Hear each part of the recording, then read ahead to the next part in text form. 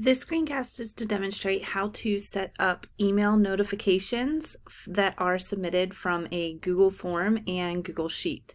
So I'm going to start from the beginning. Here is an example of a Google form and I am in editing mode. You don't necessarily need to have edit rights to the form. However, you do have to have access to the response sheet. So from this Google form, I'm going to select responses in the top middle choice. Then I'm going to select View in Sheets. Now please keep in mind, you only need access to the sheet. You do not need editing rights to the Google form, but this is just to demonstrate how to get to the actual response sheet.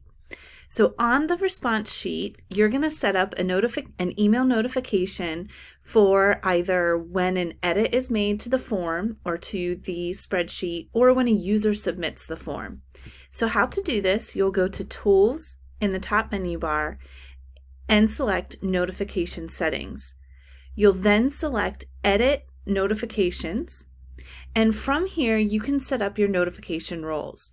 You can select any changes are made to the spreadsheet. So that means that if a user has accessed this sheet and manually made an update, you'll receive an email notification noting that.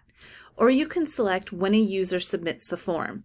That would be when a person or a participant has completed the form and it is a new response on this spreadsheet. You have the option to notify by email with a daily digest, which would be once a day, or with an email that is immediate or right away. Once you select the notification roles that you would like, you'll choose Save, and they will be there for you. I'm going to go ahead and select Done. If you prefer to update or want to update those settings, you'll start by going to Tools, Notification Settings once again, edit the notification roles, and then you can edit or delete the notification settings that are set up. So I might change this and edit it to say I want an email digest instead of right away. And then you could save those changes. So depending on the form or the information that is being collected, you may want to set up those notification roles based on your needs. I hope that this helps.